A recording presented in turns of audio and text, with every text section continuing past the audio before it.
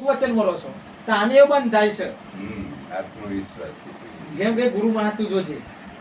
હું તમને કહું તમે વહેલા ઉઠીને ખાલી કીધેલું છે કે તું 5 વાગે તું રાતે ઊંઘતી પડે એમ કે ગુરુ મહારાજ તું પણ 6 વાગે ઉઠાડજે અને જો તને ગુરુ મહારાજ ના ઉઠાડતું મને કહેજે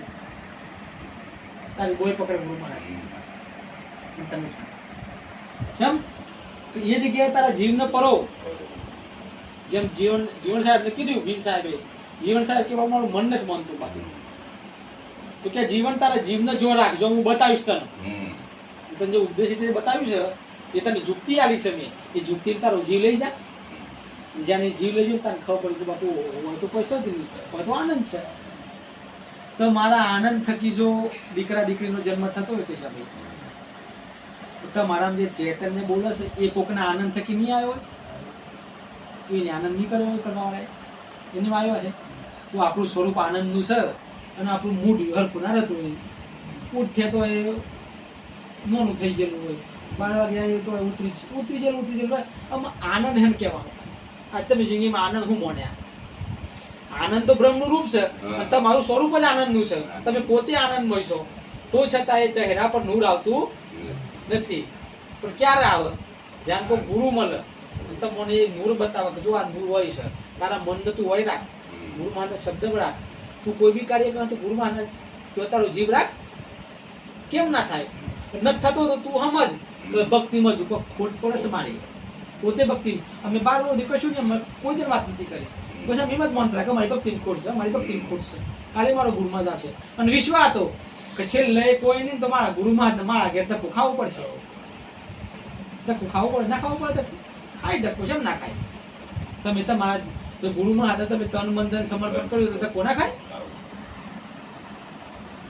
પણ આપણે તો દારૂ પીવો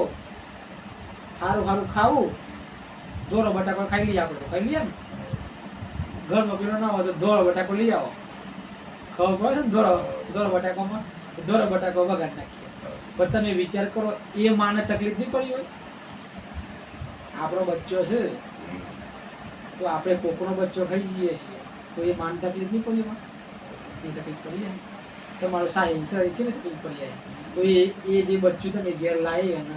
જેનું ભક્ષણ કરો છો તો એ માન તકલીફ કોઈ નહીં પડી હોય પછી તકલીફ ના પડે મને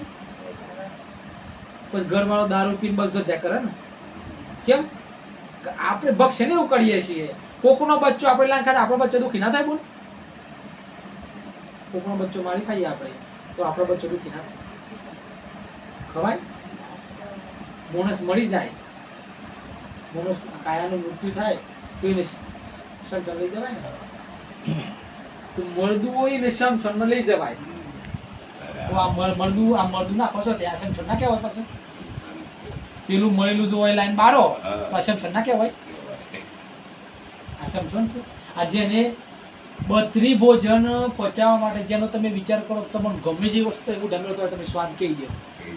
પ્રકૃતિનું જુઓ તો ખરો અનુકૂળ કેટલી પ્રકૃતિએ કાર્ય કર્યું છે એની રચના તો જુઓ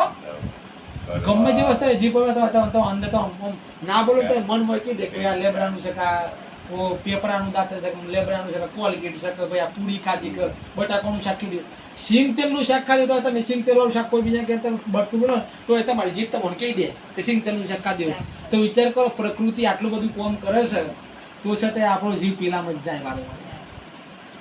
કેમ આપણો જીવ તો પડે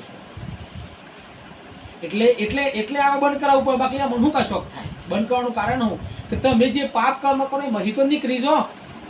એક તો તમારું ઓછું થાય તમે આ રીતના